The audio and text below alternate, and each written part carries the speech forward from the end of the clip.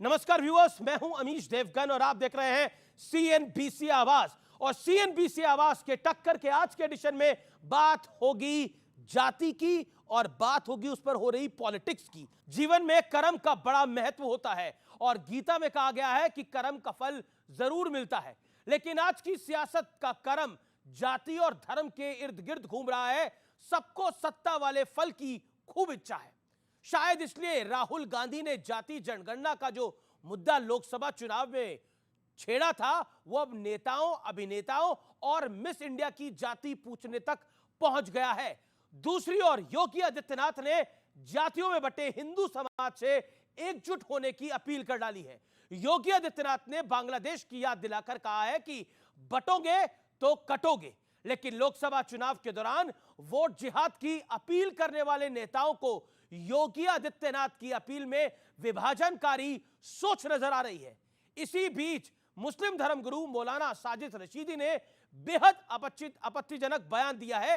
एक तरफ वक्फ बिल पर जेपीसी की दूसरी बैठक हो रही है, दूसरी तरफ साजिद रशीदी कह रहे हैं कि मुसलमान तैयार हो जाए क्योंकि अब सड़कों पर आने का वक्त आ गया है। लेकिन आज का सबसे बड़ा सवाल है कि क्या जाति वाली पॉलिटिक्स के जरिए हिंदुओं में दरार की और गहरी करने की एक कोशिश हो रही है? आज इसी मुद्दे पर होगी देश की सबसे बड़ी पॉलिटिकल बहस, क्योंकि शिवाजी महाराज के मुद्दे पर भी प्रधानमंत्री ने माफी मांग ली है। इससे पहले देवेंद्र फडणवीस भी माफी मांग चुके हैं। तो क्या शिवाजी के इर्द गिर्द राजनीति घूमेगी और जाति और धर्म, क्या यही सियासी कर्म है? आज का यह जोरदार एडिशन।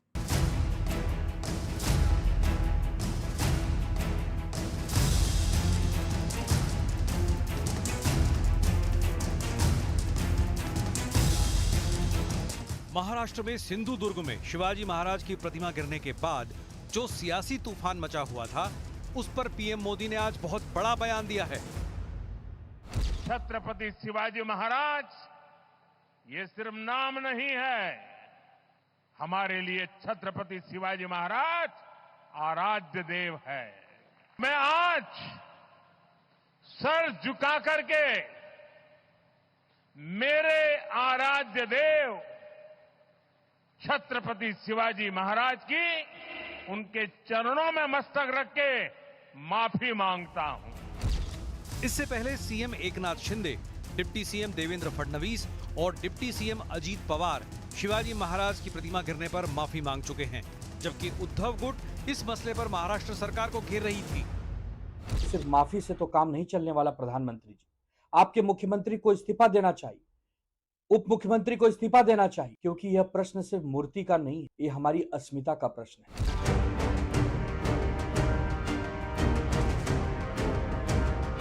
लोकसभा चुनाव के बाद एनडीए वर्सेस इंडिया गठबंधन के बीच घमासान बढ़ता जा रहा है। राहुल गांधी अपने जाति वाले कार्ड पर और ज्यादा मुखर हो गए हैं। तो मैंने लिस्ट निकाली मिस इंडिया की। मैंने कहा भैया एक दलित महिला तो होगी, एक आदिवासी महिला तो होगी ना दलित है, ना आदिवासी, ना ओबीसी, कोई नहीं। जाति जनगणना इंस्टीट्यूशनल सेंसस हम कराएंगे। कितनी अजीबोगरीब और शर्मनाक बात है कि देश के पार्लियामेंट का एलओपी एक फेरिस्त देख रहा है मिस इंडिया की। मतलब परिपक्वता की जो कमी है, ज्ञान की जो कमी है, वो साफ दिखती है। दूसरी ओर योगी आदित्यनाथ ने एक बार फिर हिंदुत्व के झंडे को बुलंद कर दिया है।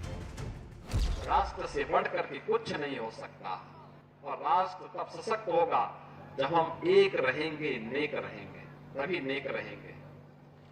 बटेंगे तो कटेंगे। बांग्लादेश में देख रहे हो ना, वो गलतियां यहां नहीं होनी चाहिए। उनको नजर आ रहा है कि उन्हीं की पार्टी के लोग उनको हटाना चाहते हैं मुख्यमंत्री के पद से, तो शायद वो बीजेपी को कह रहे हैं कि बटेंगे तो कटेंगे। ये हमले वहीं होते हैं जब कोई देश धार्मिक कट्टरपंथ, धार्मिक रंग में रंगा जाता है। इस बीच वक्फ बिल पर जेपीसी की दूसरी मीटिंग से पहले मौलाना साजिद रशीदी ने बेहद भड़काऊ बयान दे दिया। तमाम मुसलमान एक कलमे पर ला इलाहा इल्लल्लाह पर जमा हो जाओ और सड़कों पर हमें आना पड़ेगा, यकीनी तौर पर आना पड़ेगा। नहीं आओगे तो अकेले अकेले करके मार दिए जाओगे, अकेले अकेले करके आपको खत्म कर दिया जाएगा। वक्त तो बहाना है, सड़कों पर आ जाना है, कत्लेआम मचाना है, दंगे भड़काना है, यही वोट बैंक की राजनीति करने वाले दुकानदारों का मानना है। सवाल है कि क्या इंडिया गठबंधन जातियों में बंटवारे के सहारे बीजेपी को हिंदुत्व की पिच पर हराने की कोशिश में कामयाब हो पाएगा? और सवाल ये भी कि धर्म के नाम पर क्या कुछ लोग भारत में बांग्लादेश जैसे हालात पैदा करने की फिराक में हैं?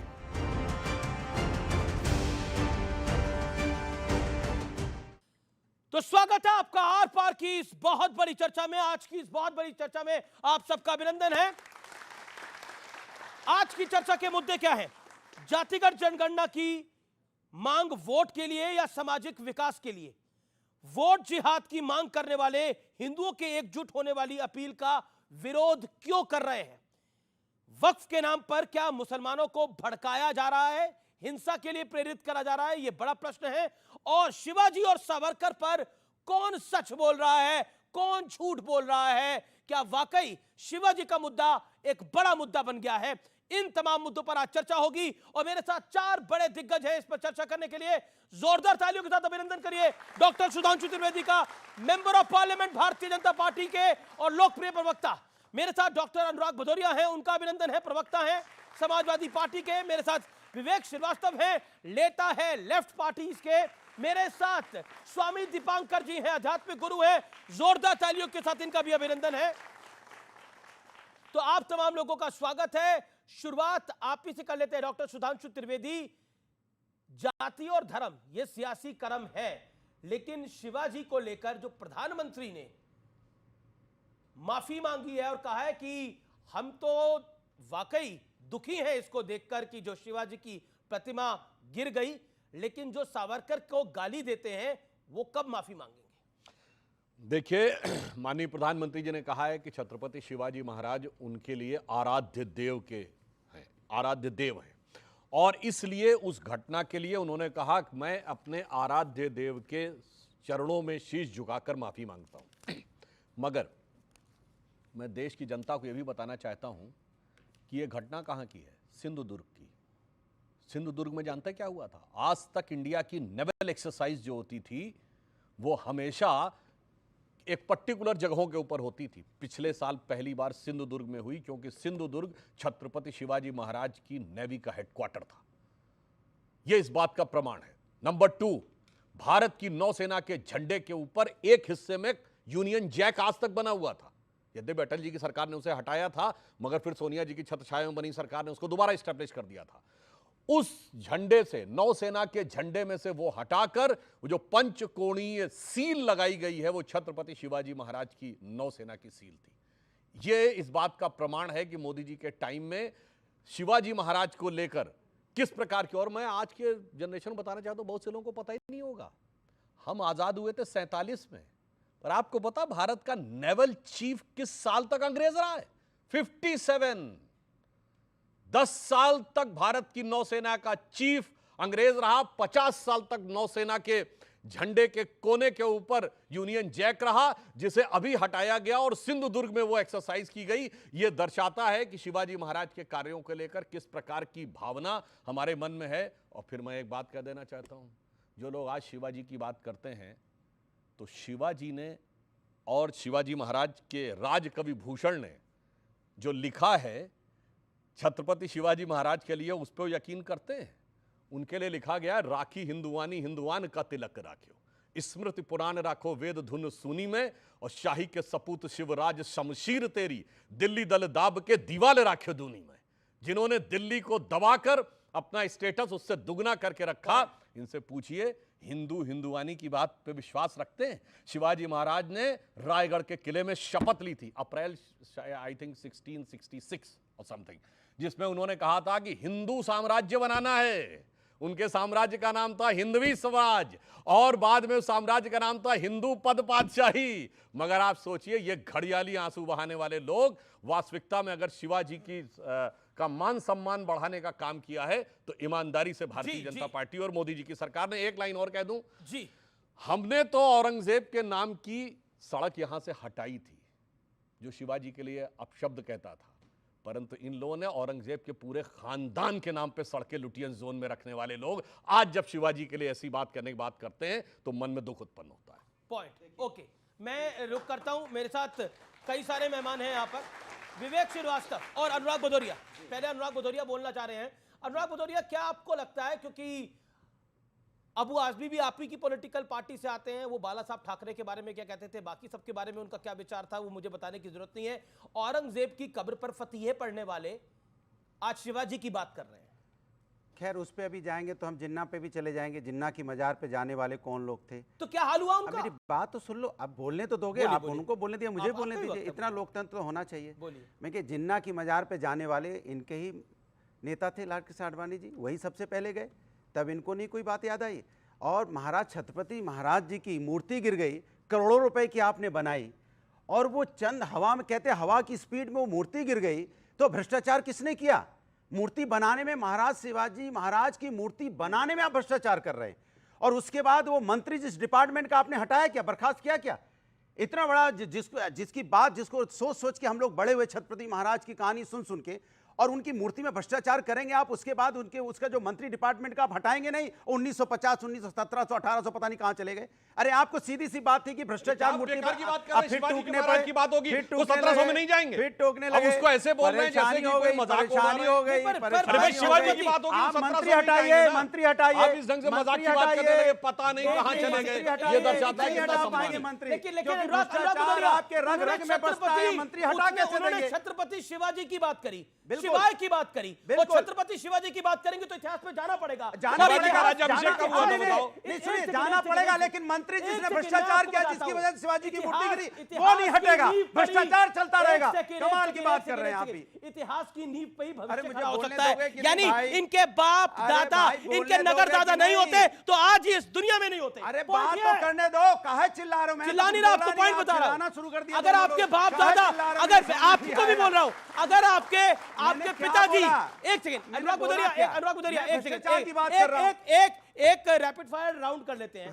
अनुराग भाई, आपके पिताजी नहीं होते तो आप होते नहीं, आपके दादाजी नहीं होते तो आपके पिताजी होते नहीं, आपके परदादाजी नहीं होते तो आपके दादाजी होते नहीं, आपके नगर दादा नहीं होते तो आपके परदादाजी होते नहीं। इसीलिए शिवाय की बात करना, शिवाजी की बात करना अनिवार्य है। तभी तो मैं कह रहा हूं कि वो सम्मान की बात है, गर्व की बात है। उनकी मूर्ति गिर गई इनके भ्रष्टाचार की वजह से, और उस पर पर्दा डालने के लिए आप दुनिया भर की बातें कर रहे हैं। सिर्फ एक शब्द नहीं बोल सकते कि हमारे मंत्री, हमारे पीडब्ल्यू डिपार्टमेंट में महाराष्ट्र में भ्रष्टाचार हुआ, ये मंत्री गिरफ्तार हो गया भाई, इसको हटाओ। कॉन्ट्रैक्टर गिरफ्तार हो गया, कॉन्ट्रैक्टर, मंत्री नहीं तो वो होगी भाई। और क्या, आप सुनिए, आप इनकी बात सुनिए। ये वो लोग हैं जो हर चीज को किस पे ले जाते हैं, किस पे लेके चले गए? ये हाँ, धर्म पे। भाई धर्म हमारा आस्था का विषय है। सुन लीजिए सुधांशु जी, राजनीतिक विषय नहीं है। राजनीति करनी है तो कीजिए ना, बच्चों के रोजगार पे, महंगाई पे, बेरोजगारी पे, महिला अत्याचार पे, किसान पे करिए, ठोक के करिए, मैं आपके साथ खड़ा हूं। लेकिन राजनीति किस पे कर रहे हैं आप?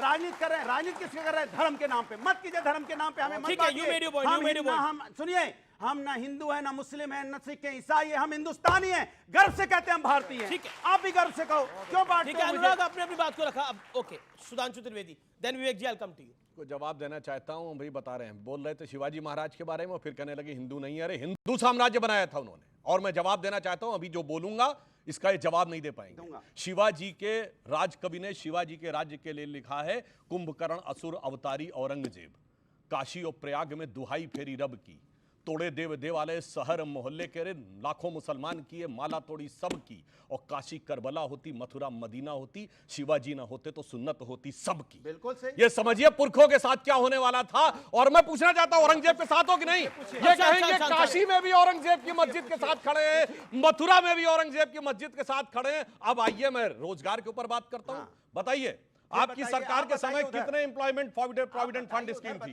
इनके सरकार के जमाने में एक ही रोजगार था, यूपी में अपहरण और फिरौती।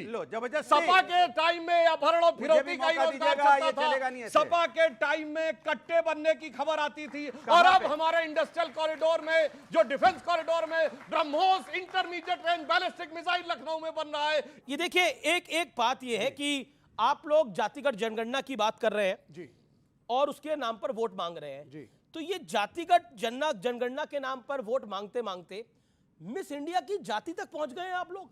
मतलब मिस इंडिया की लिस्ट निकाल के देख रहे हैं कौन कौन सी जाति की है। अरे मिस इंडिया की काबिलियत देखिए, जाति मत देखिए। ये बीजेपी का हमेशा से एक मकसद रहता है, मैं आ रहा हूं उस पॉइंट पे भी, कि भाई शिवाजी इधर से लड़ रहे थे, वो एक हिंदू राजा थे, भगवाई भगवा था, सारे हिंदू थे, सबको प्रताड़ित किया जा रहा था। शिवाजी एक महान राजा थे, करुणामय थे, मुस्लिम महिलाओं की इज्जत करते थे, उनके अनेकों सैनिक और सिपह सालार मुस्लिम थे।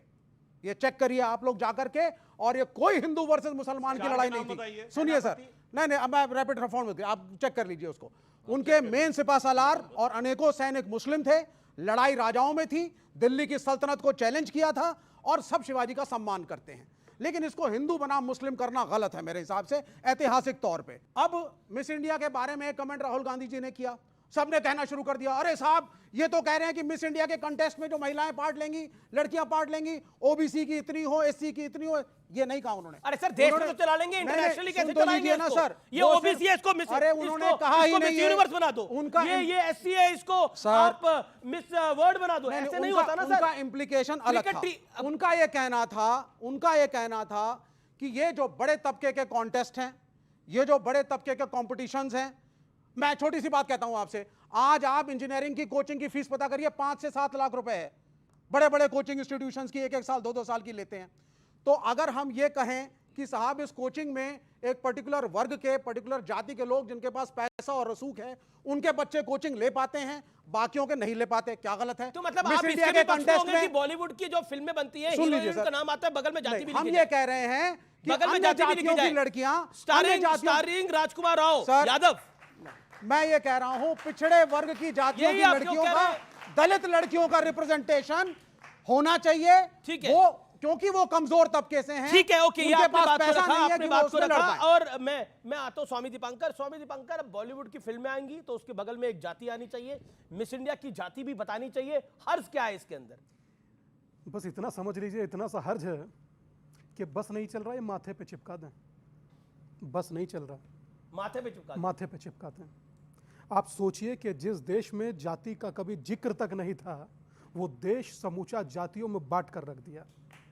जिस देश में जिक्र नहीं था, सब नहीं था, बता रहा हूं, देखिए पहली बार बोल रहे हैं, अनफेयर हो जाएगा। बताऊंगा, कम्युनिस्ट बोल रहा है जो कहता सिर्फ 2 ही बातें होती थी, गरीब और अमीर, आज कम्युनिस्ट होगा, किसी रंग। अरे ठीक है, अब मैं एक सेकंड में, ये स्वामी दीपांकर विवेक भाई की बात, पर इन्होंने स्वाद चख लिया है ना, इन्होंने 2024 में कुछ जो थोड़ी सफलता विपक्ष को मिली और मोदी का नंबर जो कम हुआ, उसमें एक स्वाद चख लिया। उनको लग रहा है कि जातिगत जनगणना होगी, जाति में अगर विभाजित भारत होगा तो इनका गेम बन जाएगा, और पॉलिटिकली सही है। अमीश भाई, पिछले 800 दिनों से 1 करोड़ से ज्यादा लोगों को जोड़ चुका हूं जिन्होंने संकल्प लिया कि जातियों में नहीं बटेंगे, एक होकर। लेकिन फायदा क्या हुआ? जिस इलाके से आप आते हैं वहां भी निपट गए। मुझे फायदा बताने की जरूरत नहीं है, बांग्लादेश में लाइव देख लीजिए क्या फायदा है। हर चीज में फायदा होता है, हर चीज में फायदा। गजबे बात बता रहे हैं। केरला फाइल झूठी, कश्मीर फाइल झूठी, बांग्लादेश लाइव चल रहा है भाई। कल एक इन्हीं जैसी बिटिया पत्रकार मारी है जो नदी में बहती मिली है। जाति में जोड़ेंगे, भाई दादा, धर्म में बांटेंगे। नहीं, जाति में जोड़ेंगे, अमीश गलत, धर्म के अनुसार अमीश बाबू गलत। तुम अलग अलग धर्म के हो, अलग रहो भाई। इतनी कटसी देखिए कि बोलने नहीं दे रहे, ये इतनी सी कटसी है। ये सोचिए, सीतारामैया की सरकार, लैंप पोस्ट लग रहे थे, तीर का निशान था और हनुमान जी की प्रतिमा, कल सारे डंडे उखाड़ दिए गए वहां से। क्यों? क्योंकि एक वर्ग नाराज हो रहा है। मुझे आज यहाँ ये बोलने नहीं दे रहे, कल तुम्हें बोलने देंगे? क्या मजाक समझ बोलने दे रहा है? क्यों नहीं बोलने? बीच बीच में बोलते हैं आप लोग। मेरा सर सबसे ही एक सवाल है कि सर हम जैसे जातिवाद पे हम कब तक लड़ते रहेंगे सर? हम सर भारतीय हैं, तो सर हम कब अपने देश का विकास करेंगे जब हमारे पॉलिटिशियन ही ऐसे लड़ते रहेंगे? सर हमारी प्रजा का क्या होगा? बहुत बढ़िया सवाल, बहुत बढ़िया सवाल। एक सेकंड, बोलिए स्वामी जी, बोलिए। मैं अपनी बात कहना चाहता हूं। अमेरिका में राष्ट्रपति पद की उम्मीदवार थी तुलसी गबार्ड, उन्होंने वहां खड़े होकर कहा कि I am proud Hindu. Rishi Sunak यहां आते हैं, अक्षरधाम के बाहर आकर कहते हैं I am proud Hindu. Swami Vivekananda ने उस समय में कहा था कि मुझे हिंदू होने पर गर्व है, और स्वर्गीय प्रधानमंत्री अटल जी कहते थे कि हिंदू तनमन, हिंदू जीवन, रग रग हिंदू मेरा परिचय। तो मुझे अगर अपने हिंदू होने पर गर्व है तो मुझे क्यों बांट रहे हो भाई? अच्छा बताइए, आज तक कितने लोगों ने बताया? कितने सिया, कितने सुन्नी, कितने बरेलवी, कितने देवबंदी, कितने अहलेदीस, कितने मक्का कमरिया, कितने गोसी, कितने बताया किसी ने आज तक? सब पूछते हैं यादव इतने, जाट इतने, गुजर इतने, बनिया इतने, ब्राह्मण इतने, राजपूत इतने, क्यों भाई? जी जी जी, लेकिन एक सेकंड, विवेक की बारी है, देन सुधांशु त्रिवेदी। ना सब अपने टर्न पे बोलेंगे भाई, ये नहीं, ये तरीका ठीक नहीं है। ओके विवेक जी, मतलब क्योंकि आप कह रहे हैं कि जातिवाद सिर्फ एक ही तरफ है क्या? जो बरेलवी की बात करी, अहमदिया की बात करी, उस पे क्यों नहीं जाती? नहीं, फिर जब योगी आदित्यनाथ कहते हैं कि बटोगे तो कटोगे, तो आप लोग कहते हैं कि ये तो घोर आपत्तिजनक है। नहीं, देखिए मैं दो चीजें कहना चाहूंगा। पहली चीज, मेरी अपील है, स्वामी दीपांकर से बहुत आदर करता हूं, आप जातियों को जोड़ रहे हैं, बड़ा अच्छा काम है। धर्म के हिसाब से भी लोगों को जोड़िए। आप धर्म के हिसाब से लोगों को अलग कर रहे हैं, हिंदू अलग, मुस्लिम अलग, पहली चीज। दूसरी चीज, सर सुन लीजिए ना एक मिनट, दूसरी चीज अब आप सुन लीजिए। आपने कहा साहब जाति तो पहले थी नहीं, अब जाति बढ़ गई। एकलव्य का अंगूठा किसने काटा, किस आधार पे काटा? कर्ण को सूत पुत्र किसने कहा? आप बताएंगे किसने कहा? किसने कहा? क्यों नहीं लड़ने दिया? जाति की समस्या सुन लीजिए, जाति की समस्या बोलेंगे, इसके बाद पहले विवेक की बारी है। देखिए, जाति की समस्या एक समस्या हमारे समाज में रही है। पहली चीज तो उसको एक्नॉलेज करिए, उसको वॉश आउट करने की कोशिश मत करिए कि ये समस्या कभी थी ही नहीं। आपने दलितों और बैकवर्डों को बिठा करके अपने गांव में अपनी खाट पे आपने पानी तक नहीं पूछा, कभी पानी पीने नहीं दिया उनको। ठीक है, यू मेड योर पॉइंट। तो इस आपने अपनी बात को रख लिया, अब सुधांशु जी की बारी है। देखिए, मैं विवेक जी की बात का क्रमवार जवाब देता हूं। पहले इस ढंग के एब्सर्ड लॉजिक नहीं देने चाहिए कि किसकी सेना में कौन था। जिस समय ये देश आजाद हो रहा था, सेकेंड वर्ल्ड वॉर के समय, इस देश की सेना में 25 लाख सिपाही थे, जिसमें सिर्फ 40,000 अंग्रेज थे। तो आप कहेंगे 24.5 लाख तो भारतीय थे, तो हम अंग्रेजों से नहीं भारतीयों से लड़ रहे थे। जलियांवाला बाग में गोली चलाने वालों में 2/3 सिपाही हिंदुस्तानी थे, तो फिर काहे कहते हो अंग्रेजों ने गोली चलाई? इसलिए ये इलॉजिकल टाइप की बात है कि फौज में इतने थे, इसका मतलब वो उस तरफ थे। फौज किसके कहने पे और कौन लड़ रहा है, इसके आधार पर तय होती थी। हम ये नहीं कहेंगे कि नेताजी सुभाष चंद्र बोस भारतीय फौजों के खिलाफ लड़ रहे थे, यह इलॉजिकल बात है। दूसरी बात इन्होंने कही एकलव्य की बात, मैं सारे लोगों से कहता हूं जाके चेक करो, और नहीं तो जाके महाभारत सीरियल में ही एकलव्य वाला वो पोर्शन उठा के देखिए। जब एकलव्य सामने आता है तो द्रोणाचार्य उससे पूछते हैं, बालक तुम अपना परिचय, तुमने विद्या कहां से सीखी? वो एक लंबा विषय में, उसमें नहीं जा रहा हूं। उसको दिव्य अस्त्र चलाना आता था, मुंह जो था कुत्ते का बाणों से भर दिया गया था, और जब निकाला गया तो एक भी खरोंच नहीं थी। यानी जैसे आप प्रिसाइजेस लेजर गाइडेड मिसाइल आते हैं, प्रिसाइज टू द मीटर, किसी कमरे में गिरेगा 1000 किलोमीटर दूर से, वो प्रिसाइज टू द माइक्रोमीटर था। तो उन्होंने पूछा ये दिव्य अस्त्र चलाना तुमने किससे सीखा? तो कहता आपसे। तो द्रोणाचार्य कहते मैं तो तुम्हें जानता नहीं, तुम अपना परिचय दो। तो जानते एकलव्य क्या बोलता है? मैं मगध नरेश जरासंध के प्रधान सेनापति हिरण्यधनु का पुत्र एकलव्य।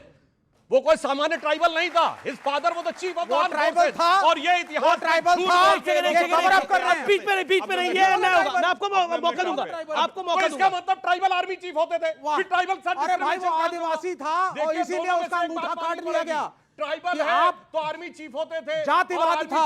अब सर उसका अंगूठा जातिवाद के कारण नहीं काटा। आप ये बताइए, ऑनेस्टली बताइए, आप अपने दिल पे हाथ रख के बोलिए सच बोल रहे हैं झूठ। अब आइए जो नए नवेले आए हैं, राहुल गांधी जी, आपने देखा है आज से 10 साल पहले 2014 में राहुल गांधी जी का गेटअप क्या था? बिल्कुल क्लीन शेप, बढ़िया बबुआ टाइप बने हुए थे, और उसके बाद क्या करते थे? हिंदी में शपथ ली थी 2014 में ईश्वर के नाम की, जाके चेक कर लीजिएगा।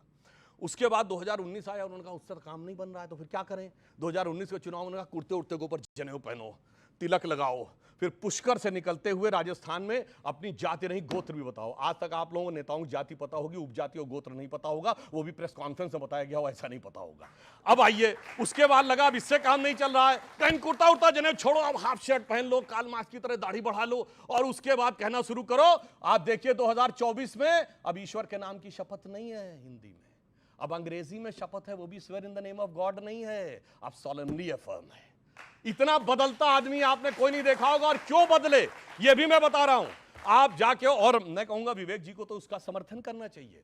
रशिया की स्पुतनिक मैगजीन ने लिखा है, वो भी भारत के चुनाव के परिणाम आने से पहले, कि एक यूरोपियन थिंक टैंक है हेनरी लुसी फाउंडेशन, उसके मिस्टर क्रिस्टोफर जेफरलेट ने 2021 में थ्योरी दी है कि इंडिया में कास्ट सेंसस को आगे बढ़ाना है हिंदू मेजॉरिटेरिज्म को खत्म करने के लिए। इसलिए आपने 2021 से पहले राहुल गांधी के मुंह से कभी कास्ट सेंसस की बात नहीं सुनी होगी। इन लोगों की जानते क्या नीति है? अच्छा, तुमने बांटे आंगन और गलियारे, बांटे मंदिर और गुरुद्वारे, बांटे गली मोहल्ले सारे, आज कटीले तारों से खेत खेत की म्याद बांट दी तुमने, एक वोट की खातिर देश की हर बुनियाद बांट दी। हाँ, जी, सही जी, कहा जी। बीजेपी ने। ओके ओके ओके, एक सेकंड। अच्छा, अब आपके अनुराग की बारी है।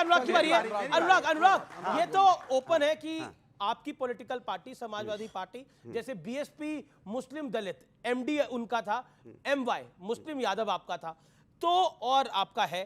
पॉइंट ये है कि जब योगी आदित्यनाथ कहते हैं बटोंगे तो कटोंगे, तो आप कहते हैं ये विभाजनकारी बयान है। देखिए, अभी इन्होंने जात की बात की। अब बताइए, जात हमने बनाई है क्या? आदिकाल से जात चली आ रही है ना। अगर आपको जात पे नहीं विश्वास है तो मैं तो सरकार से कहता हूं ना, एक कानून लाओ, बोले सरनेम हटा दो सब लोग। आप त्रिवेदी अपने नाम से हटा दीजिए, हमारा भदौरिया अपने नाम से हटवा दीजिए, सबके नाम से सबकी जाति हटवा दीजिए। आप गांव के अंदर में जाइए, अभी भी कुएं पे पानी नहीं पीने दिया जाता है। तो दलित समाज के लोग हैं, उनके साथ क्या अन्याय हुआ है, इसका दर्द आपको नहीं बोला, टोकिए बात। इसका दर्द आपको नहीं एहसास है, क्योंकि आपको दर्द इसलिए नहीं होगा क्योंकि आपने कभी ये झेला नहीं है। ये क्या चाहते हैं, ये जाति और धर्म में दोनों में बांट देना चाहते हैं। ये हमें आपको बांट रहे हैं। ये खेत की जो कहते हैं ना कांटे, ये कांटे लगा के हमें हिंदू मुस्लिम सिख ईसाई में बांट के रूल करना चाहते हैं। हम आप होंगे कि नहीं होंगे कुछ पता नहीं, ये हिंदुस्तान रहेगा, बांट के मत जाओ। इस हिंदुस्तान में हमेशा वसुधैव कुटुंबकम की बात हुई है। एक मिनट, अब मैं बोलूं, दलितों का रिजर्वेशन इन प्रमोशन किसने खत्म किया यूपी में? मुलायम सिंह की सरकार ने। हजारों दलितों को डिमोट किया मुलायम सिंह की सरकार ने। दलित प्रमोशन का जिस समय संसद में बिल आया, उसको फाड़ा समाजवादी पार्टी की सरकार ने। अभी आपने बोला भारत को एकजुट रखना है, भारत को अखंड रखना है, बहुत खूबसूरत बात की, तालियां बजाइए इस बात के लिए। और कि भारत को एकजुट रखना है, भारत को अखंड रखना है, बड़ी खूबसूरत बात है और बहुत अच्छी भी लगती है कि मिले सुर मेरा तुम्हारा, ये देश बने हमारा, ये बहुत अच्छी बात लगती है। लेकिन इस देश का विभाजन कब हुआ और किस आधार पे हुआ, ये भी इतिहास में गड़ा हुआ है बहुत अच्छे से। 1947 में हमारा देश क्यों डिवाइड हुआ था? अच्छा, अब आजादी की हुक्म मिल गई, आजादी के बाद आया 1990 का दशक, और 1990 के दशक में कश्मीरी पंडितों को उनके घर से क्यों विस्थापित किया गया था? तब किसने विभाजन किया था? तब तो न मोदी का नाम था न कुछ था। अब बताइए तब कहां, तब तो सरकारें किसकी थी? देखिए बार बार मोहन भागवत ने एक बात बोली थी, आरएसएस के चीफ है, उन्होंने बोला था कि जब इस भारतवर्ष के अंदर द डे हिंदूज की आबादी कम हो जाएगी, उस दिन डेमोक्रेसी भी समाप्त हो जाएगी। ये बात स्वामी दीपांकर, और इन्होंने बोला जातिवाद के मुद्दे के ऊपर आपका जवाब। जब योगी आदित्यनाथ ने बोला बटोगे तो कटोगे, क्या जायज है वो? मैं ये कह रहा हूं कि आप बटते भी हो और हर रोज कटते भी हो। आप लोगों को दिखाई और सुनाई दोनों नहीं देता, क्योंकि आप ना तो बोलना चाहते हैं, ना देखना चाहते हैं, ना सुनना चाहते हैं। एक अब से नहीं कह रहा हूं, अभी वक्फ के नाम पर रशीदी कह रहे हैं कि सड़कों पे आ जाओ। अब वक्फ के नाम से सुन लीजिए, तमिलनाडु का पूरा गांव है, गांव पूरा का पूरा कह रहे हैं ये वक्फ की जमीन है, और समूचा इस्लाम 1400 साल पहले वजूद में आया। वो गांव 1500 कुछ साल पुराना मंदिर है, 1500 कुछ साल पुराना है, पर वो भी वक्फ का है। छोड़ दीजिए, बिहार 2-3 दिन पहले की बात है, बिहार का एक गांव बता रहे हैं कि समूचा वक्फ बोर्ड का है। पटना क्या गोविंदपुर गांव है, और वहां पे दावा है हिंदू परिवारों को नोटिस दिया गया है, 30 दिन में जमीन को खाली करने का निर्देश दिया गया है। पटना हाई कोर्ट ने उस नोटिस पे रोक लगाई है। कोर्ट में सबूत पेश करने में फेल रहा है वक्फ का बोर्ड। यानी वक्फ कह रहा है कि पटना का एक पूरा का पूरा गांव हमारा है, तिरुचिरापल्ली तमिलनाडु के अंदर पूरा का पूरा गांव वक्फ का है। कैसे जी? और अब आपके सामने वक्फ एक्ट पे कह रहे हैं साजिद रशीदी की सड़कों पे आ जाओ। मैं एक बात कहूं, और योगी कह रहे हैं कि बटोगे तो कटोगे। मैं सिर्फ इतनी सी बात कहना चाहता हूं, एक बहुसंख्यक समाज को एक अपने आराध्य का मंदिर पाने में 500 साल लग गए। आप सब लोग पढ़े लिखे हैं, आप लोगों ने देखा ही है। एक अकेला वक्फ बोर्ड है जो जिस उंगली जहां रख दे वो क्षण भर में जमीन उसकी। साबित आप कीजिए आपकी है या नहीं। मैं ये दावे से कहता हूं, धर्मगुरुओं की, ये दावे से कह रहा हूं, धर्मगुरुओं की क्या? सर सुन लीजिए, मैं बोलता हूं आपको, इस मुल्क में सदियों से, इंडियन सब कॉन्टिनेंट में हिंदू धर्म, सनातन धर्म जिसको हम कहते हैं, इसमें इन धर्मगुरुओं की और ब्राह्मण समाज की एक साजिश रही है। मंदिर की पूजा यही करवाएंगे, यही पुजारी बनेंगे, एजेंट ऑफ गॉड यही हैं। सुनते जाइए अब आप। जाति में दलितों को मंदिर के अंदर नहीं आने देते थे, खाना खिलाना दूर की बात। आज आपको कहते हैं जाति को भूल जाओ, तुम्हारे खिलाफ एट्रोसिटीज हुई, भूल जाओ, कोई फर्क नहीं पड़ता, जुड़ जाओ, और एक इमेजिनरी एनिमी मुस्लिम्स को दिखा ठीक है। करके सत्ता में आने की कोशिश कर रहे हैं। सत्ता में आने की कोशिश कर रहे हैं। धर्म गुरु है फुरफुरा शरीफ के गद्दी नसीब पीरजादा अब्बास सिद्दीकी बोलो, उनके साथ गठबंधन करके पड़े हुए चरणों में ये कहानियां जो है ना, ये कहानियां इमाम बुखारी के खिलाफ बोल सकते हैं। कम्युनिस्ट पार्टी ने ऑफिशियल गठबंधन किया हुआ है पीरजादा अब्बास सिद्दीकी आरक्षण के खिलाफ फुरफुरा है। शरीफ के गद्दी नसीब बीजेपी में आरक्षण के खिलाफ है। अहले हदीस की मस्जिद में क्या अहमदिया जा सकते हैं? पहली चीज तो यह है कि अहमदियों में फुरफुरा शरीफ और पे अरे बता सुनिए दो, उसमें बोल फुरफुरा बिल्कुल सर, हमने फुरफुरा शरीफ को सेकुलर बना दिया।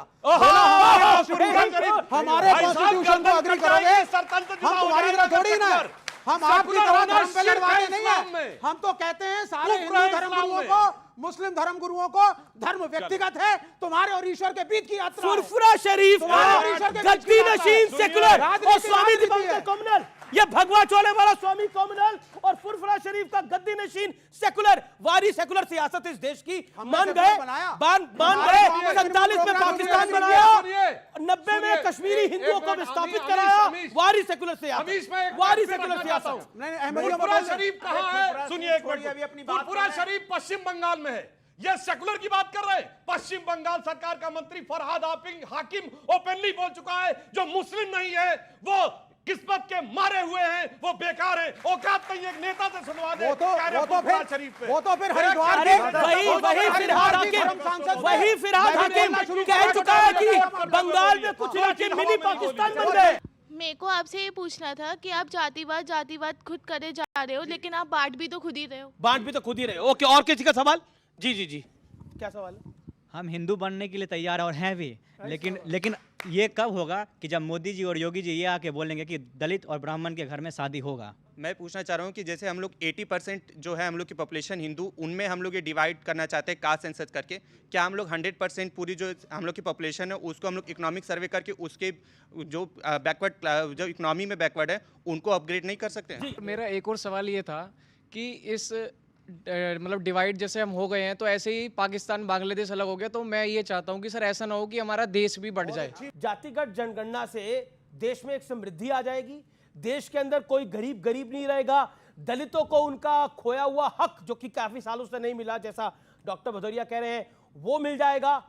तो क्या आपको लगता है कि ये सब कुछ हो जाएगा? 2-3 महत्वपूर्ण, क्या जादू की छड़ी है जातिगत जनगणना? मैं वही बता रहा हूं। मैं बहुत सीधी सी बात कहना चाहता हूं। भाई ने एक बहुत अच्छी बात कही विवाह को लेकर के। आज की दुनिया ऐसी स्थिति में खड़ी है जहां कोई जाति देखता ही नहीं, कोई नहीं देखता, और आगे आने वाली दुनिया में शायद ही कोई देखे। अब मैं अपनी बात जो कहना चाह रहा हूं वो कहता हूं। 83-86 के अंदर इंदिरा गांधी ने लाल किले की प्राचीर से कहा था, मैं बोल रहा हूं ना दादा, इंदिरा गांधी ने लाल किले की प्राचीर से कहा था कि ऐसा जातिवाद नहीं होना चाहिए। राजीव गांधी ने कहा कि हम जातिवाद पे विश्वास नहीं रखते। राहुल गांधी कहते हैं जातिगत जनगणना कराइए। मैं दावे से कहता हूं कांग्रेस का ये कभी मुद्दा था ही नहीं। कांग्रेस का कभी ये मुद्दा था ही नहीं।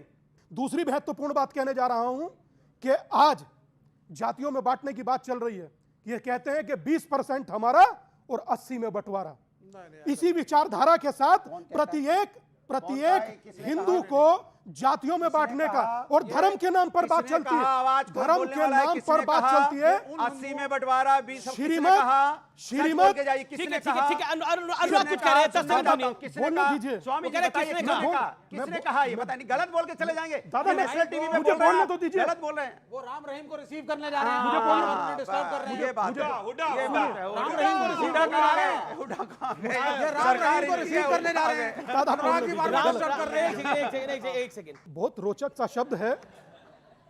मस्तिष्क का खराब होना जुबान के खराब होने का प्रथम लक्षण होता है। अच्छा जी। किसी से ताल्लुक ना किसी से वास्ता, मात्र अपनी ओछी गंदी छिछोरी मैंने सियासत चमकाने के लिए यह व्यक्ति खड़ा होकर किसी को लेपापोती कर रहा है। और आप इनका क्या लेना देना? सुनिए और आप तुम्हारा क्या, हरियाणा में कुछ है नहीं। मैं ये कह रहा हूँ सुधांशु, पर आप देखिए एक हिंदू धर्म गुरु को किस तरह से डिबेट में प्रचारित कर रहे हैं आप। मैं सिर्फ उनसे पूछ रहा हूं क्या ये मतलब क्या है? मतलब ये क्यों जाएंगे स्वामी? नहीं जाएंगे तो बोल देना, गलत है उन्हें छोड़ना। चातुर्वर्णमया सृष्टम गुण कर्म विभाग्यशः, अर्थात जाति के आधार पर नहीं, कर्म के आधार पर और उसके अनुभव के आधार पर बांटा जाता है। ये योगेश्वर कृष्ण कह रहे हैं। ये उसे क्या पता जो नास्तिक गलत जो नास्तिक उसी गीता में ये भी लिखा है। हम ये कह रहे हैं अगर औरतें दूसरी जातियों में विवाह करेंगी, अगर इस श्लोक का अर्थ पैदा होंगे तो नहीं, ये मिस्र ये गीता को रिप्रेजेंट मैं कोट करूंगा और ये चैलेंज करें मैं गलत हूं। अगर इंटर रिलीजियस मैरिज है, इंटरकास्ट मैरिज अलाउड है गीता में? दीजिए ना, आप बोल लीजिए सर, अलाउड है इंटरकास्ट मैरिज या नहीं?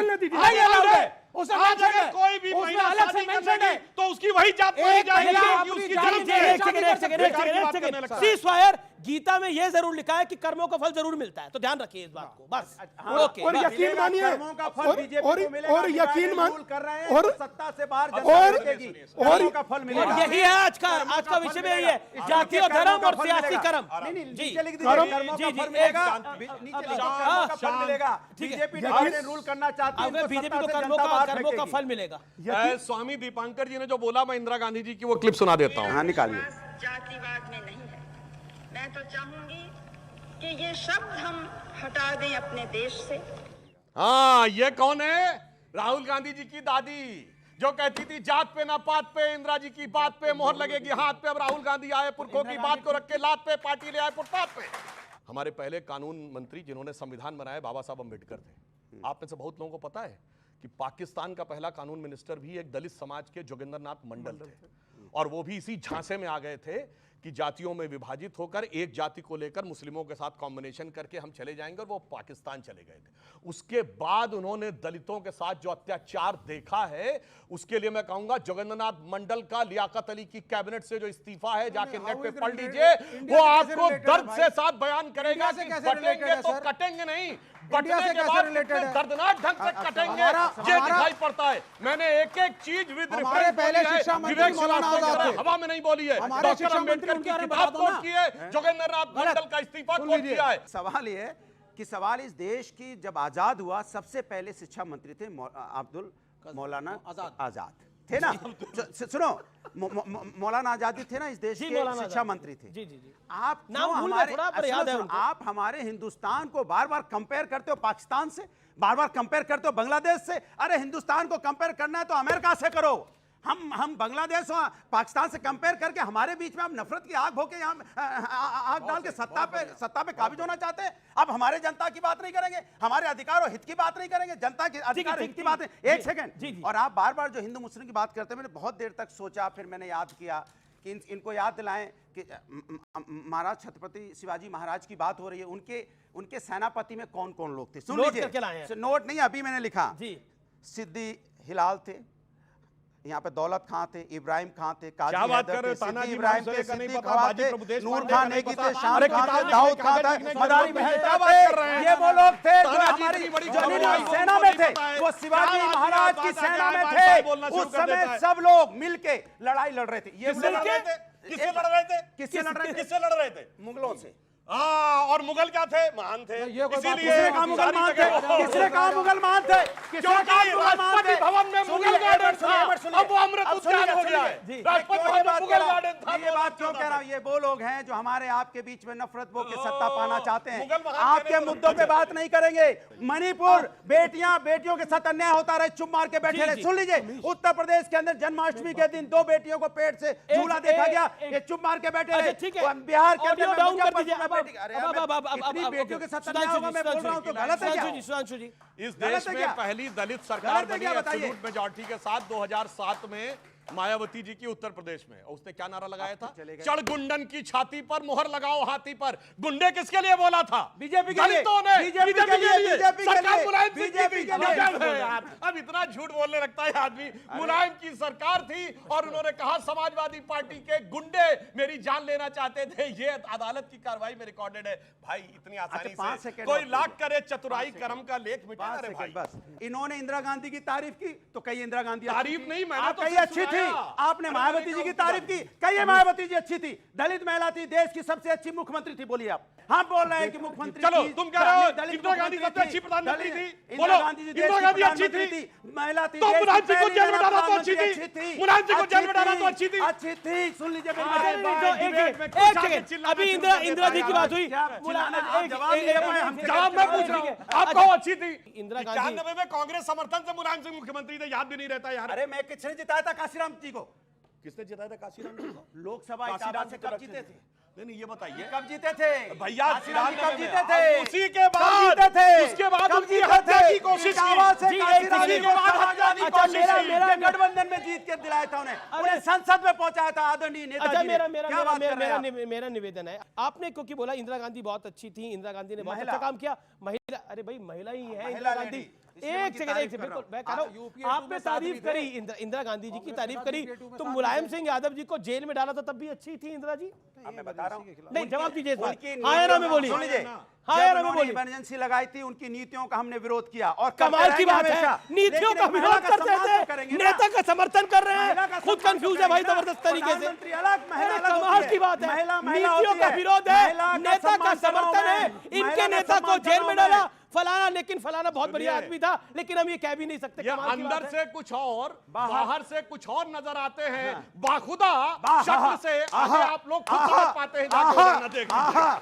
देखिए कांग्रेस पार्टी का जो मतलब ट्वीट है उत्तर प्रदेश कांग्रेस का, जिसमें वो क्या कह रहे हैं, राहुल गांधी जी का स्वागत किसने किया? श्री अविनाश पांडे प्रभारी महासचिव, अपने अजय राय अध्यक्ष कांग्रेस, प्रमोद तिवारी उपनेता राज्यसभा, आराधना मिश्रा सीएलपी लीडर कांग्रेस, मतलब 4 ब्राह्मण और 1 भूमिहार मिलकर एक जनेऊ के कुर्ते ऊपर जनेऊ पहनने वाले स्वघोषित ब्राह्मण का स्वागत कर रहे हैं।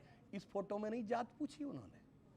और मैं ये भी पूछना चाहता हूं राहुल गांधी जी से, भैया तुम पत्रकार की जात पूछो तो ठोको ताली, फिल्म स्टार की जात पूछो तो ठोको ताली, जज की जात पूछो तो ठोको ताली, मिस इंडिया की जात पूछ लो तो ठोको ताली, और तुम्हारी जात पूछ ली तो लग गई गाली। तो बोलो, मतलब जिसे कहते हैं, पुराना गाना था कि गाली हुजूर की तो लगती दुआओं जैसी, और हम दुआ भी दे तो लगे हैं गाली, आपका क्या होगा जनाबे आली? जो विवेक जी ने सुधांशु जी बात बोली, उस प्रश्न का जवाब क्या है?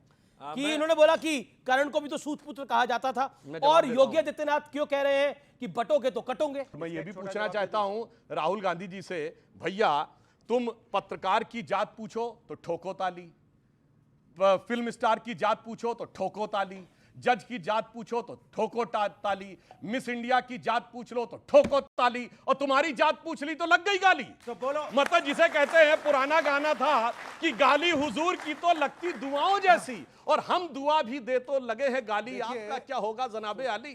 आपका क्या होगा जनाबे आली, बताइए।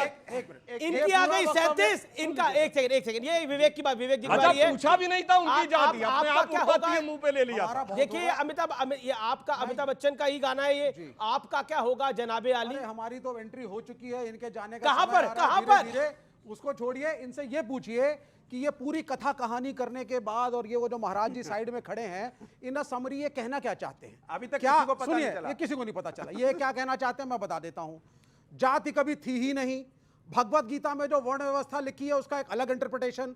भागवत गीता में अगर ये लिखा है कि इंटरकास्ट मैरिज अगर एक औरत करेगी, आप धर्म को मानते हैं? सुनते रहिए सर, धर्म को मानते हैं? धर्म अफीम है कि धर्म को मानते हो? सर वो उससे मैं एक बेशक धर्म को मानते नहीं, 1 सेकंड नहीं कोई व्यक्ति गीता की बात कर रहा है, डिस्कस द भगवत गीता, क्या मैं दो तो मैं भगवत गीता के मैं कोट नहीं कर सकता, आप ये कह रहे हैं? अगर मैं कोट करिए, लेकिन पहले बताइए कि आपकी आप आस्तिक है या नास्तिक है? मैं कम्युनिस्ट हूं, मैं ईश्वर के अस्तित्व को नहीं मानता, लेकिन तो कृष्ण को नहीं मानता, कृष्ण की गीता को क्या मानते हैं? अब आप रोक रहे हैं मुझे सर, अब आप रोक रहे हैं मुझे। जी अमीश भाई ये गलत है, ये गलत है, ये गलत है सर। पहले जो आप बोलिए गीता को प्लीज स्टॉप, दुनिया में जितने कम्युनिस्ट देश थे वहां तो अरे प्लीज रुक जाइए सर, अब मेरा टाइम है। अमीश भाई फिर मैं बोलने नहीं दूंगा इनको, भाषण देते अब सवाल के मस्जिद उड़ाई गई। नहीं पहले no I will complete my talk. पहले मैं जातिवाद पे बात कर रहे हैं, सेकुलरिज्म तब कहाँ जाते हैं जब मंदिरों में ही हमें वीआईपी एंट्री लेनी पड़ती है। वेरी गुड, क्या बात है। अब अमीश भाई मेरा टाइम है, अब मेरा टाइम है। मैं पहले भी कह रहा हूं, ये कहना क्या चाहते हैं सुधांशु त्रिवेदी और हमारे मित्र दीपांकर जी, किसी को क्लियर नहीं हुआ। मैं बता देता हूं क्या कहना चाहते हैं। अरे रुक जाइए ना सर, ये कहना चाहते हैं। मैं 30 सेकंड आपको दूंगा। 30 सेकंड मेरे को दे दीजिए, बहुत है मेरी बात। ये कहना ये चाहते हैं कि सदियों से इस देश में जाति प्रथा थी ही नहीं, दलित कोई था ही नहीं, उत्पीड़न कभी हुआ ही नहीं, रिजर्वेशन की जरूरत है ही नहीं। भगवत गीता में अगर लिखा है कि वर्ण व्यवस्था है तो उसका अलग इंटरप्रिटेशन। भगवत गीता में अगर ये लिखा है, पढ़िए सब लोग, मैंने 6 ऑथर्स की भगवत गीता पढ़ी है, महात्मा गांधी की भी पढ़ी है, सी राजगोपालाचारी की भी पढ़ी है। मैं पढ़ता हूं और एनालाइज करता हूं, फिर बोलता हूं। उसमें लिखा है, प्लीज कीप क्वाइट, उसमें यह भी लिखा है point, कि अंग्रेजी अगर एक औरत महिलाओं को इंटरकास्ट मैरिज भगवत गीता के हिसाब से यदि वो करेगी तो वर्ण संकट आएगा, इसलिए वो भी अलाउड नहीं है। आप क्या क्या डाइल्यूट करेंगे? आपने बात को बोला, क्या क्या डाइल्यूट जवाब, करेंगे? जवाब। आप क्यों नहीं चाहते सारी जातियां एक लेवल पे आए? हम चाहते हैं, राहुल गांधी चाहते हैं, मैं बिटिया की बात करूं। ठीक है, अब आपने 5 सेकंड और। राहुल गांधी चाहते हैं कि ये जनगणना अब वो आपने बोला इसलिए कि सारी जातियां एक बराबर हो जाए। 30 सेकंड मांगे थे, 1.5 मिनट हो गया। स्वामी जी की बारी है। बोलिए। ओके, मैं बिटिया की बात का उत्तर देता हूं। नहीं, पहले भगवत गीता का उत्तर दीजिए। भगवत गीता का उत्तर दीजिए। दादा कोई तुक है क्या? कोई तुक है क्या? आप पता ही नहीं गली की बहस बना रखी है यार। मैंने 2 तथ्य बोले, छिछोरपन की हद होती है। नाम धर्मगुरु है। कोई करता है क्या? आपके पास उत्तर कोई करता है क्या? अरे नहीं दे रहे वो उत्तर सर। वो व्यक्ति भी कह रहे हैं कि बोलने दीजिए। बस सिर्फ इतना सा सोचिए, मेरा कसूर क्या आप जानते हैं? मेरा कसूर मात्र इतना है कि मेरे तन पर भगवा है। इनकी हैसियत नहीं है। आपका कसूर है मिसकोटिंग द भगवत गीता। एक उलेमा ये क्या तरीका है विवेक श्रीवास्तव? आप लगातार स्वामी दिवांकर के बीच में बोल रहे हैं। तो वो प्रश्न का उत्तर देना गीता पे आपने चॉइस करेंगे ना। ये एक उलेमा के खिलाफ बोल दें, इनके पैर कांपने लगेंगे। श्रीमद् भगवत गीता पर नास्तिक होने के बाद इतना बड़ा लेक्चर दिया, एक शब्द कुरान पर बोलते हैं, इन्हें बोल मीठा पिलाने से भी नहीं औकात नहीं है, बोलने औकात से नहीं है, जुदा हो जाएगा। समझ रहे हैं? जब फुरा शरीफ के गद्दी नशी के आगे जब उत्तर नहीं होता, जब उत्तर नहीं है इनके पास, और उसके ये बाद पहन के आए हैं, और उसके जब उत्तर बाद नहीं है, मेरे प्रश्नों का जवाब नहीं है, जवाब नहीं है, तो डाइवर्ट कर रहे हैं। मैं आपके पास आ रहा हूं स्वामी जी। स्वामी जैसे आपने गीता को मिसकोट करा, कुरान को मिसकोट कर सकते हैं सर? कुरान के ऊपर डिस्कशन कुरान में कुछ भी गलत रुक जाइए यार, प्लीज प्लीज प्लीज। नहीं, कमाल की बात है यार। मैं बोलता हूं ना सर, आप गीता को मिसकोट कर रहे हैं। मैं मिसकोट नहीं कर रहा सर। कुरान को वो मिसकोट कर सकते हैं। क्लैरिफिकेशन देके मुझे सुधार देना सर। वो मुझे सुधारें अगर मैं गलत हूं। ठीक है, सुधारेंगे मुझको। सुधारने के लिए तैयार तो हुई। मैं तो तैयार हूं, आप बताइए सर। सुधारिए। मैंने इन्हें आश्रम ले जाइए। ये दादा, ये बाकियों को नास्तिक बना देंगे। श्रीमद् भगवत गीता अध्याय 4 श्लोक नंबर 13 पन्ना नंबर 176, जिसमें लिखा है चातुर्वर्ण मया सृष्टम गुण कर्मो विभाग्यशः। मतलब गुण और कर्म के आधार पर बांटा जाता है, जाति के आधार पर नहीं। अगर ये व्यक्ति सिद्ध कर दिखाए तो डिबेट मैं छोड़ के जाता हूं, वरना छिछोरपन बंद करे।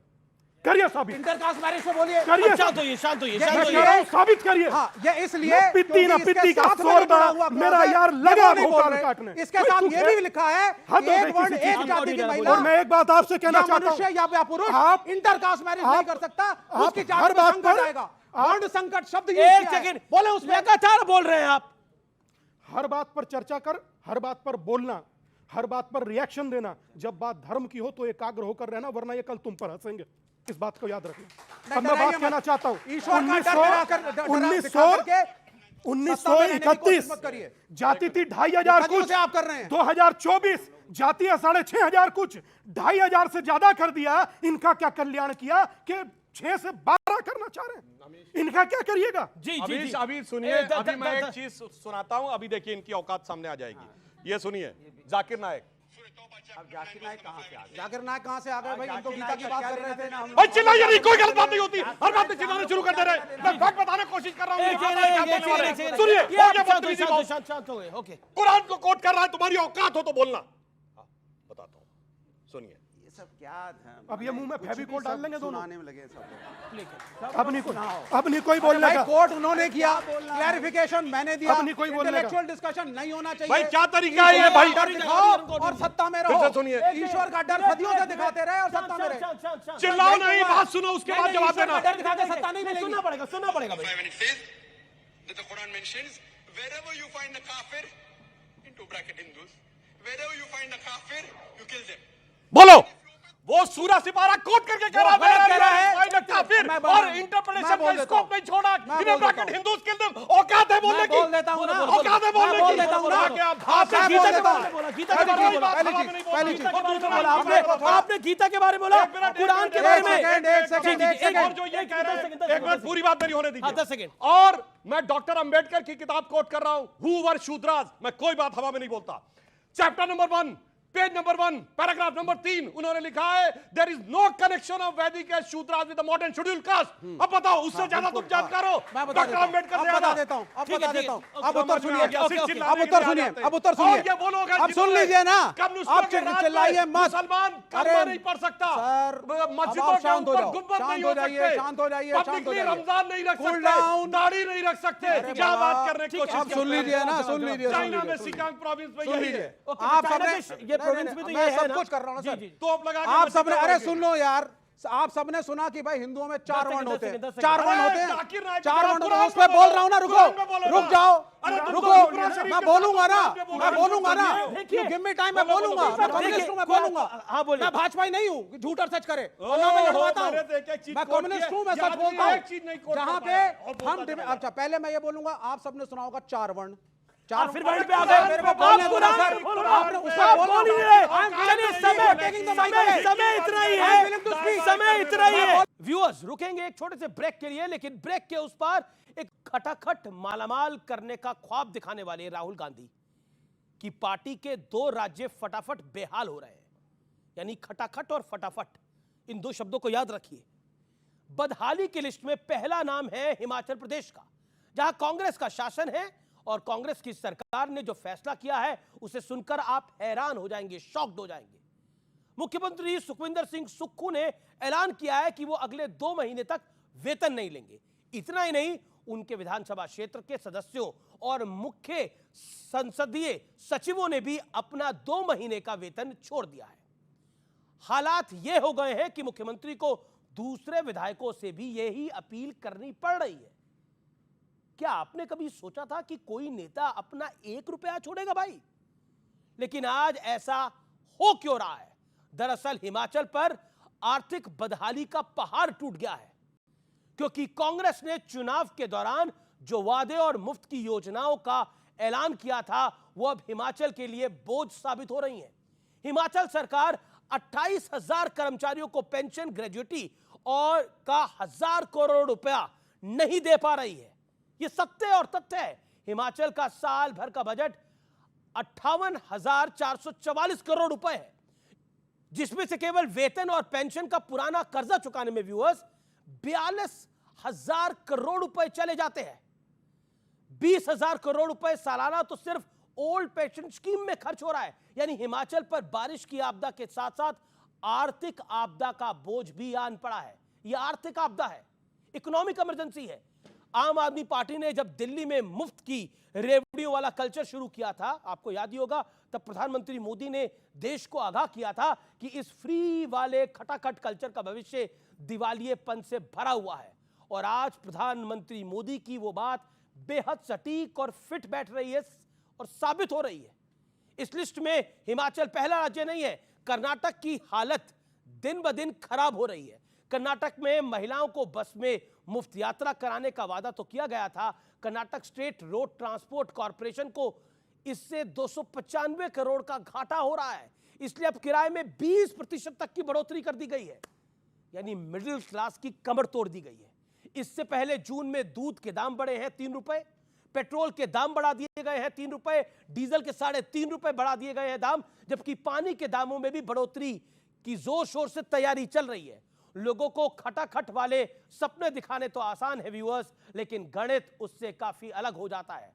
वादे वही अच्छे होते हैं जो पूरे किए जा सके। सपने दिखाने से सत्ता तो मिल सकती है, लेकिन अर्थव्यवस्था नहीं चल सकती है, और अर्थव्यवस्था डूबेगी तो देश डूबेगा, आप और हम सब भी डूबेंगे। मैंने पहले भी कई बार इस फ्री वाले कल्चर पर आपको सचेत किया है, और आज भी अपनी वही पुरानी बात को मैं दोहरा रहा हूं, क्योंकि मेरा फर्ज है मैं सही जानकारी आपके समक्ष लेके आऊं। इस दुनिया में फ्री की कीमत बहुत महंगी होती है, और कुछ भी फ्री नहीं होता जीवन के अंदर, उसकी कीमत कहीं ना कहीं से वसूली जाती है। हिमाचल और कर्नाटक के हालात आज के युग की खटाखट पॉलिटिक्स की पॉलिसी पैरालिसिस का सबसे बड़ा उदाहरण है। खुद देखिए और समझिए, फ्री की पॉलिटिक्स देश को किस गड्ढे में ढकेल रही है, ये इसका जीता जागता लाइव एग्जाम्पल है। तो फिलहाल आज के सत्य और तथ्य में इतना ही। नमस्कार, कृपया इस पे ध्यान दे, ये आपके जीवन की बात है, आपके भविष्य की बात है, और जो व्यक्ति अपने भविष्य और जीवन से नहीं सीखता वो क्या करेगा। तो फिलहाल आज के टक्कर के एडिशन में इतना ही। उम्मीद है आपका वीकेंड बहुत अच्छा जाएगा। Have a great weekend. नमस्कार, गुड नाइट।